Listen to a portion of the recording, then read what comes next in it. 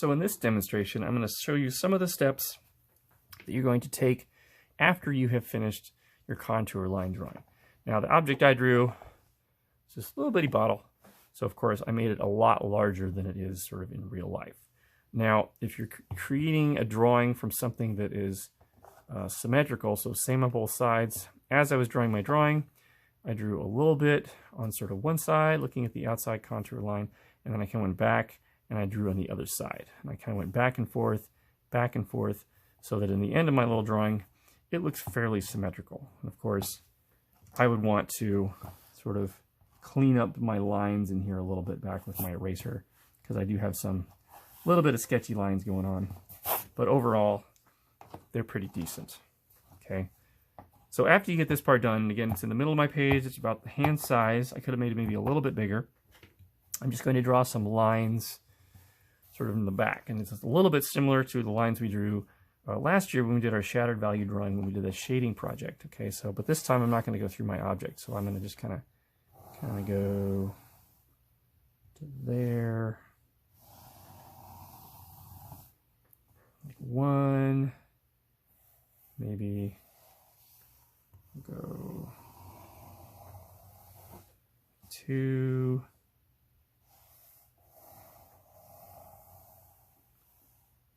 3,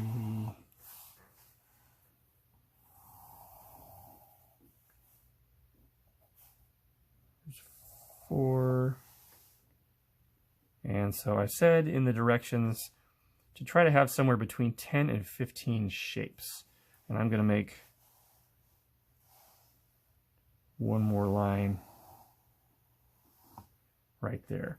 So I've got 1, 2, 3, so I've got way more than 10, maybe even more than 15, but you probably don't want to have maybe any more than this. Okay, and they're fairly big, which is totally fine. Okay. So after you do that, then you'll want to take your Sharpie and you're going to want to carefully sort of go over your lines. Now, remember, with using your Sharpie, you're sort of trying to find that mark making that you, whatever way you make marks, that's the most comfortable for you. So if I take my scratch paper, I like this pull towards myself. I can make nice lines. You know, I can go back over things with my big Sharpie. And then I lift my Sharpie off the paper. So make sure you're doing that when you go back over your lines, to lift it off. Again, if you go for a little ways and start, you're going to get this bleed through here, okay, where you're going to have these little dots, and it'll sort of show through on the back, okay? So make sure you're not stopping. Make sure you can figure out, all right, I can make a line from here to here and lift off. So now that my lines are a little sketchy, I want to make sure to clean those things up with the Sharpie and make sure that I don't have lines that I'm like sketching with my pen. So I'm just going to sort of make, I'll just lift it up. And then I may even turn it this way.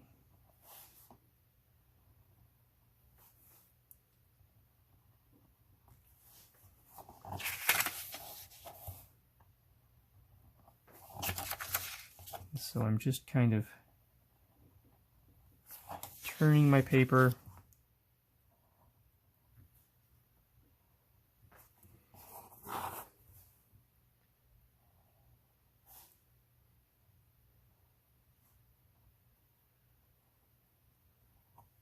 You can see a little spot there that kind of gets messed up a little bit.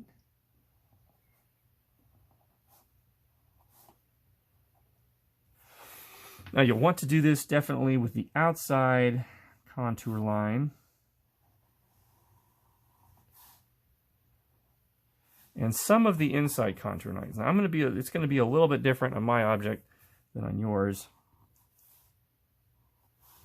Because if I see my object in here, I've got some real definite lines kind of right in here. The ones in here I'm going to do a little bit differently because it's a transparent object. So again, I'm going to rotate my paper.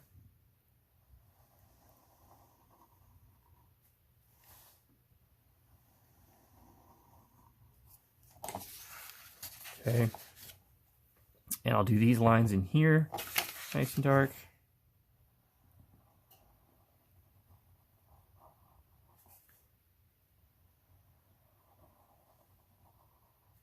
And of course, eventually when we're totally finished with the entire project, we can go back with the big eraser that I provided, and we can erase those little pencil lines and get rid of those things. Okay. Now the ones in here, I'm actually, like, I could do the lines.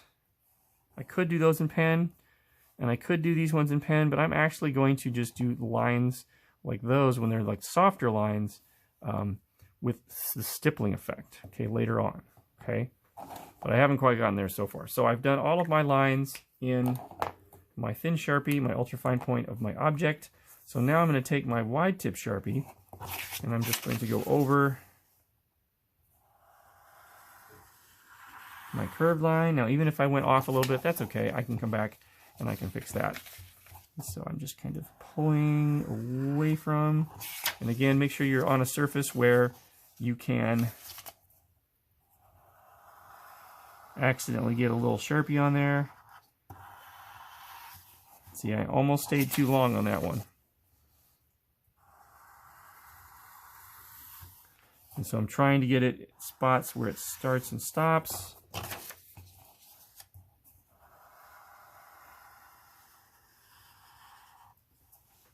That one was a little bit off.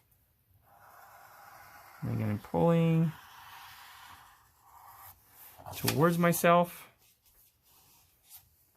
And I'm not going to go this way because that's not comfortable for me. So I'm going to go ahead and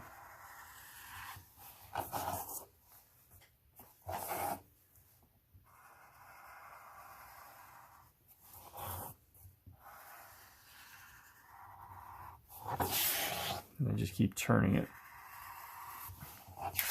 And then I would just sort of finish those out like that. Okay, so now we have kind of a bigger border, kind of setting that apart from our small lines.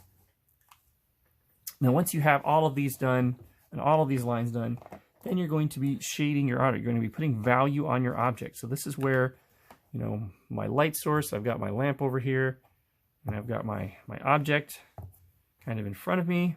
And this is when I can start stippling the object. Okay, so first thing to start looking at are the darker values. Okay, now be paying attention to what the shadows that the light is casting on the object, you know, as it hits various parts of the object. Don't think about them in terms of color. Like if I have a dark, like this is kind of a darker object, or if I was, you know, doing this pen in here, you know, we still have highlights, we still have midtones. It still, you know, curves gently, gets darker gently this way. Okay, it's not just going to be one black thing, because that would make it very flat. I'm trying to make these three-dimensional. So, you know, I'm going to start out kind of, so I got to get my pen going here. And if your pen dries a little bit, just take a scratch piece of paper, not on your drawing, but like off to the side. Just make a couple squiggles on your scratch paper to get the ink flowing again.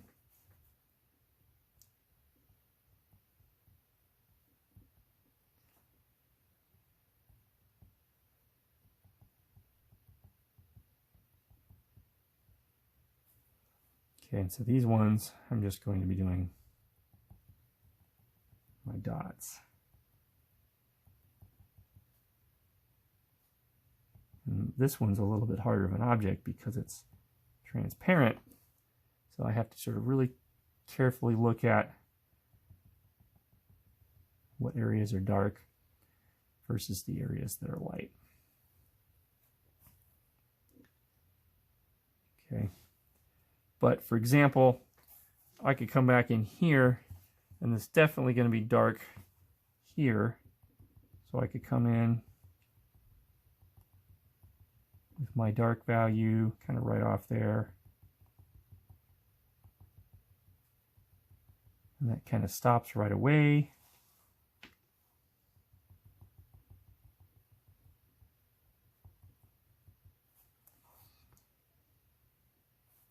Same thing in here. Starting on that line.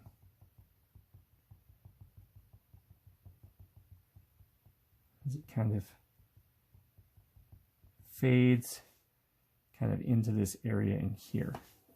Okay, but again, when you start stippling your object,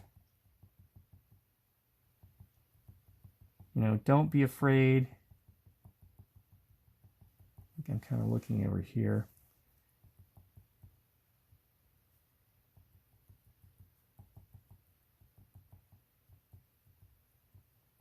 to add more value, right?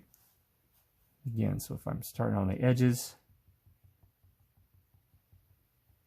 I'm going to get that gradual change, really clump those things together, and sort of let that come out. Okay, but really pay attention, especially if you have cylinders and things, that, you know, really bring that value out. It's okay to even get a little sort of extra darks on there than, you know, trying to figure out, well, I only see a little bit, so I'm just going to shade it a little teeny bit, and then the whole thing's going to be light. The more information, the more value you have on here, in areas of your object, you know, the more realistic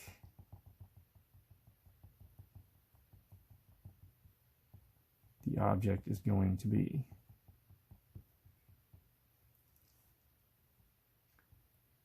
And again, with these little roundy ones that I have, I would still have little dots around them, but they might be spread out apart quite a bit.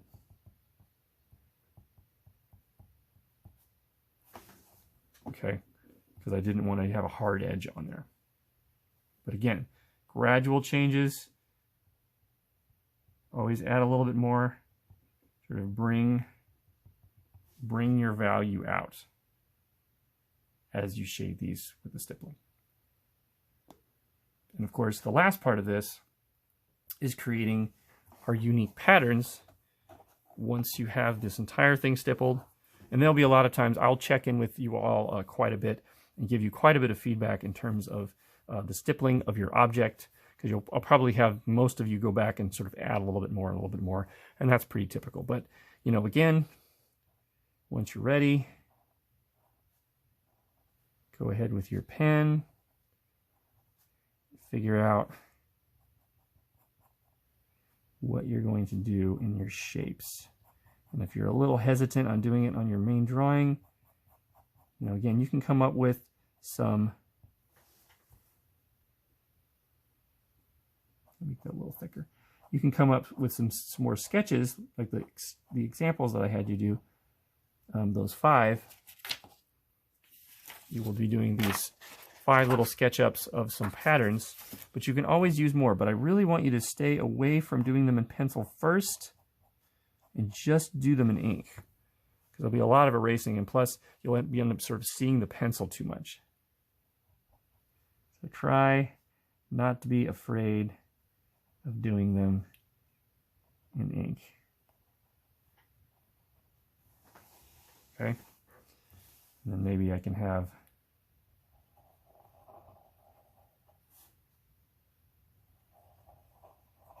some kind of little paisley pattern in here, and then I might, except I messed up because that line is there, but that's okay, I can just use this one. And then I might go in with my Sharpie and color this in.